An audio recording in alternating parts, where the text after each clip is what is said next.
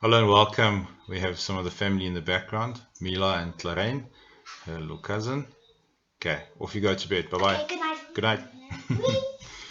We're starting here with the gordianse knoop. What a horrible word. A gordian, I think it's a gordian or gordian knot. And it really means, you just have to know the meaning. It's a really intricate problem, a difficult problem to solve. It's like a puzzle that you have to solve with various parts of the puzzle. So onmoontlike raaisel, 'n ingewikkelde probleem. In the next chapter, they start off by actually explaining that. We'll look at the origin of that just now. It relates to this picture, actually. We might as well look at it. That's Alexander the Great, and he is cutting a knot. So if you read here in the last bullet, there's the historical reference.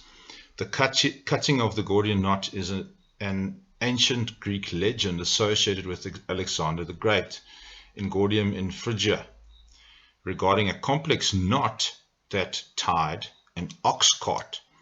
Reputedly, whoever could untie it would be destined to rule all of Asia in 333 BC, before the Common Era. Alexander was challenged to untie the knot. Instead of untangling it laboriously as expected, he dramatically cut it with his sword, thus exercising another form of mental genius. It is thus used as a metaphor for seemingly intractable problem which is solved by exercising an unexpectedly direct, novel, rule-bending, decisive, and simple approach that removes the perceived constraint. Okay, so it's solving a problem.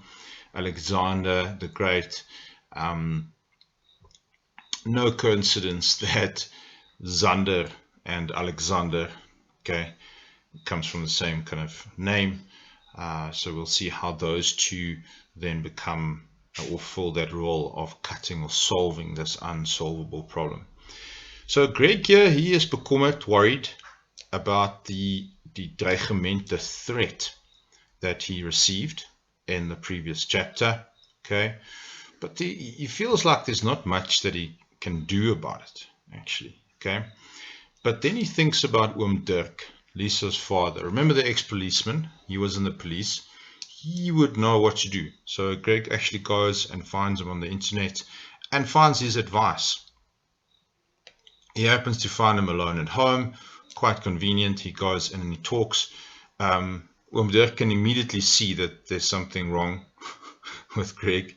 He can smell it because he's a policeman. He can sense those kind of things. En hy kan dadelik sien dat Greg in die moeilikheid is. Okay, there, I say it. You can immediately see that he's in trouble. Hy vertel Oom Dirk alles. He tells him everything. He tells him everything about what he's been doing, what's been happening, what he's up to. And he tells him that he's looking for the baker, dat iemand sy ma dop, that someone's watching his mom. He told him about that bizarre incident at the holding cells where this inmate was threatening to hurt his dad, who's in another prison altogether in Pretoria. Hy sê ook dat hy Zander Gericke gekontak het. He also says that he actually contacted Zander. And also that Zander sent Tom to tell him, give him a message that Zander's not interested, and now that Tom is dead. He gives all the detail. He also tells him about the burnt book, Dr. Trollop and Dr. Trollop's vrou, that phone call, the visit to his dad, the break-in in his flat, everything. Okay, so it's also kind of a nice chapter 21, just to revise things, or the narrative up to this point and what's actually happened. Oom Dirk says he will try to organize safety, veiligheid. In die tronk, policemen also have contacts in jail. It's about who has the most power, about who has the most conflict, the most contacts. And it's Dirk who actually calls this situation that Greg is in a gordianse knoop. It's a very intricate, multifaceted, nuanced problem that he has. Okay, how does Greg get himself out of this? How did he get himself in this in the first place? Anyway, perhaps it was all setting up that way anyway. And that is the last paragraph that we've already covered. Okay, hoofstuk 22, a lot happens.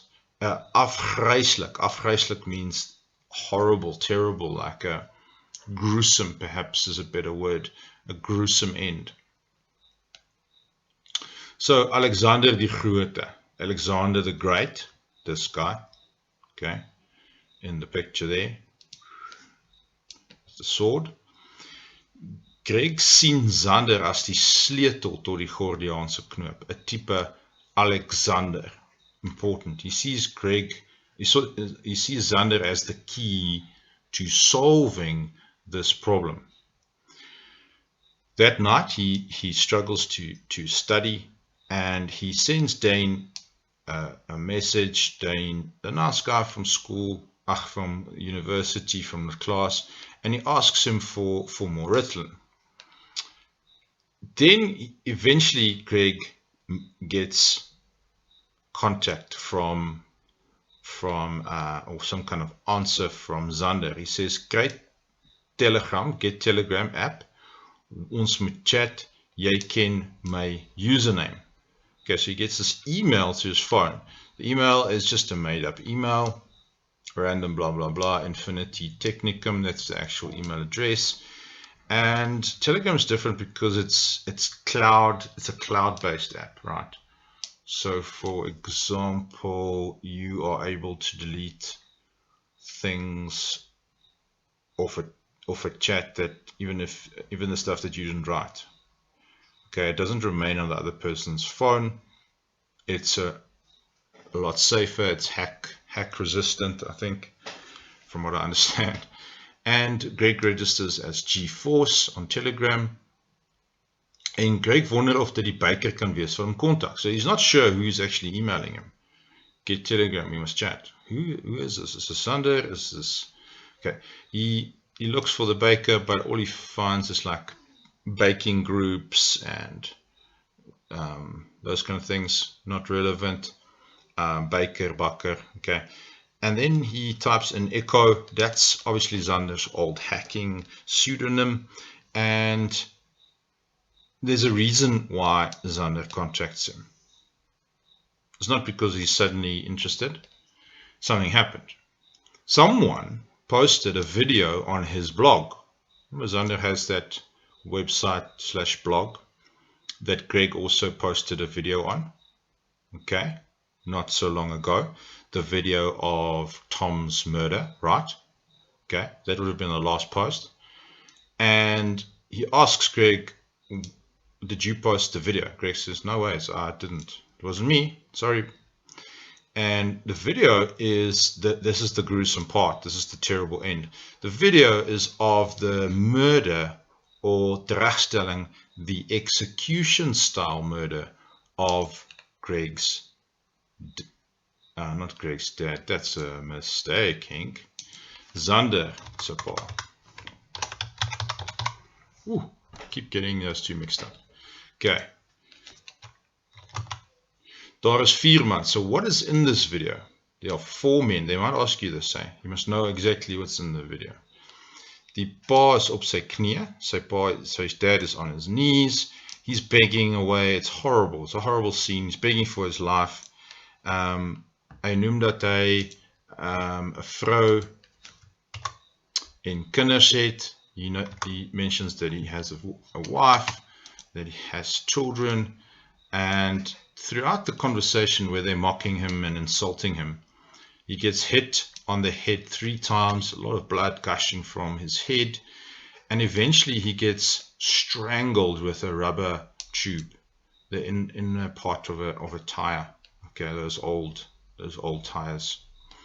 And the man talking on the video is clearly Doc Pino. Okay, he's recognizable by everyone. As for the other 3 men, they are not recognizable, but the important thing is not one of them sound like Greg's dad. That is important. And Zander wouldn't have known this. Greg wouldn't have known this. They might have suspected that he was very directly involved in the actual murder, but he was not. It was a question mark at the end of Onnewereld. I was thinking about it, like, was he part of the murder now or not? It doesn't really say. He says he wasn't. Never mind. Another interesting one, and it's just keep track of the detail here, please, because it is like very subtle, and they might ask it. What did they pay him for exactly? That's also not clear in Onnewereld. Did they pay him to give them legal advice during the Project Nursery rhyme? To advise them on legal things? That's what I thought. Maybe I thought wrong, but that's what I kind of thought. I thought he was like in it from the start. But no, he only got involved after they started picking up problems. After they were it was going to be obvious that they were going to do jail time. Hulle het hom omgekoop, they bribed him, hulle wou hom betaal of omkoop om hulle vry te stel van die aandeel in die misdaad. To set them free, vry te stel from their part aandeel in the crime.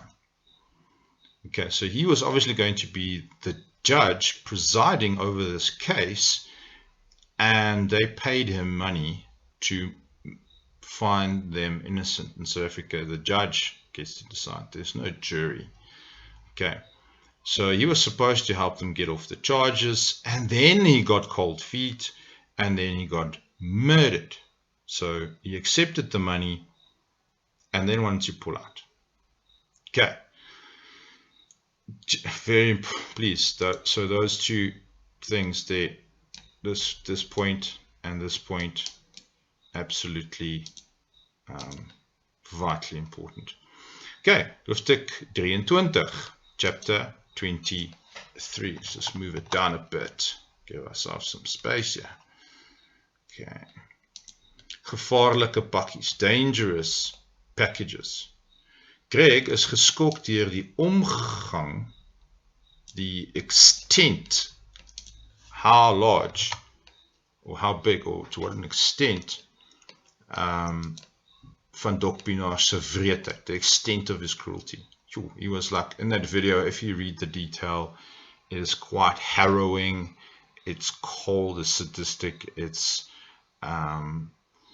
what's the word, it's absolutely without conscience. Okay, there's no, his conscience is messed up. This guy is seriously messed up. Doc Pienaar, he's apart from the baker, this dude is seriously evil, man. Doc Pienaar. Greg types to Zander, ek so jammer, ek het nie geweet nie. I'm so sorry, I didn't know. I didn't even know about the existence of this video, and he really didn't. This video posted on his blog. Remember, Zander wasn't interested in finding the baker. This swayed his opinion. What changed his opinion? This video. This video changed his opinion. Hy stem in om baker te help vind. He finally agrees with Greg. He's like, yeah, no, this guy is a piece of work. We need to track him down. Zander sê dat Greg na hom toe moet kom. And he says we must meet. But that Greg must come to him. He's not going to come to Greg. Zander says that he's going to send Greg 2 packages. And that will lead him. Wat hom tot by hom sal lei. That will lead him to Zander. When I first read this, I'm like, dude, just why the mysteriousness? You're already chatting on a safe platform. For goodness sake, just meet the guy. But you'll see, and then it becomes apparent what his plan is. Terwyl Greg vir die pakkies wag, so he's waiting for the packages to arrive. A few days pass, they don't necessarily arrive overnight. He's balancing sport, gym, his studies, and his fear. He's living in fear. Okay, he doesn't know. He tries to stick around other people on campus and that sort of thing, and always tries to have other people in his flat. one Wednesday morning, the security at his flat gives him the first package, a laptop. Okay, the laptop asks for a password. Greg doesn't know what the password is. He asks Greg on Telegram, but he does not answer. 2 days later, he gets another package, and inside the package is there's another package, and on the side it's written dangerous things. In the next chapter, we find out what is inside that chapter. It's this thing. Okay, have you seen anything like that before? And you put that thing, you put there inside your body, your hand. So he gets a box with a plastic packet, and on it says XNT NFC tag. So that if you actually Google that, I threw that into Google, you get to a website that kind of explains what these things are, and you can buy them.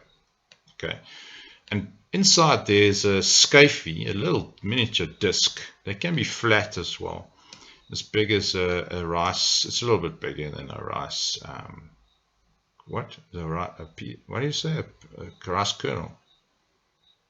My English is failing me. Anyway, and inside the package is also, so there's this disc, okay, or transponder, yeah, and two packages of alcohol swabs, a sterile gauze for a wound, a plaster, plastic handskoene, plastic gloves, and this massive fat needle big enough to take that thing inside it. Greg goes to the Dangerous Things website, okay, and he reads more about radio frequency identification. This is what that thing is. 'n mens plant die skyfie in jou hand met die naald. You plant the disc inside your hand. And on the disc, there's obviously information. Anything can go on there. Your car keys, if you have one of those cars, your gym card, your bank card, anything can go on that little disc. And Greg's like, what on earth does this man want me to do with this thing? And then he realizes his computer has an electronic reader, and he's like, okay, I got it. This disc unlocks the computer. But when Greg tries it, it doesn't work. Okay, he says to Zander, he talks to Zander. Zander says he must go to a tattoo shop, and they will implant it. Obviously, they work with needles, they work with piercings and those sorts of things. Then Greg then goes smart. He says, you are absolutely crazy. Maar Zander wil dit hê as 'n teken dat hy Greg kan vertrou. Why does he want this thing inside Greg? Besides the practical side of it, keeping track of Greg, and when he locks or when he goes into the computer, or when he's close to the computer, and when the computer gets stolen, it can't get opened by anyone else but Greg. Besides that, he takes it as a sign of trust. Vertroue is trust, eh? Okay. And eventually, Greg agrees that he will do it. But he actually has another plan. These two are still trying to outwit each other. They don't really trust each other at all. And Greg makes another plan. Fotografiese bewys. Photographic evidence, or photographic proof. Okay. Zander soek 'n bewys dat hy die transponder, from now on we don't call it a disc anymore, we're going to call it a transponder. And it's that thing in the hand, eh? So he calls on Chloe. Oh, the say there, sorry. Chloe, he's like, she's an arty person, right? Chloe, please take a photo of my hand and my face, and then doctor it with Photoshop so that it looks like there's a little bump in my hand, that it's implanted, right? And she says like, dude, what the heck are you talking about? Are you mad? I don't do this kind of thing. Anyway, she's obviously quite fun and open-minded, and in ruil daarvoor, in return for that, beloof Greg om haar te help met haar kunsprojek. Remember, she asked him to help her hack into the security cameras of the university, to use the footage for her art project. He says he will do that in return. Why does Greg do this? Hy wil nie toelaat. He doesn't want to allow that Greg manipulates him by means of biohacking. He doesn't want to allow that. Greg then, when they've decided to do that, they take the photo, they Photoshop it, it looks pretty cool, and he's like, okay, I'm going to put it in my hand, and, well, I'm going to send, sorry, not put it in my hand, I'm going to send Zander the photo. I'm going to send Zander the photo. Before he sends the photo, he's like, okay, wait, in case he can track me, I'm just going to go to the laundromat and get some food, and when I get back, okay, I'll send the photo in case Zander tracks him. Okay. Then he comes home and he sees the doors open. The door's left open. He hears someone groaning inside the bathroom, right? It's like, oh my word, there's a criminal, there's someone here, someone's been shot or being murdered or injured or something in my bathroom. And there he finds his friend Blanc. Blanc's shirt is full of blood and the bathroom looks like something was slaughtered there. Blanc thought it was a good idea at the time to plant the transponder in his own hand. Okay, so now the two are bonded. This puts them in a very difficult situation. You can't just pull the thing out, right? Okay, and yeah, Planck was probably high, and it seemed like a pretty cool thing. He seemed quite chilled about pushing this thing into his hand, this needle into his hand. Okay, so that's up to chapter 25. Hope it's helping, and please keep going, please share and work hard. Chat next time. Bye.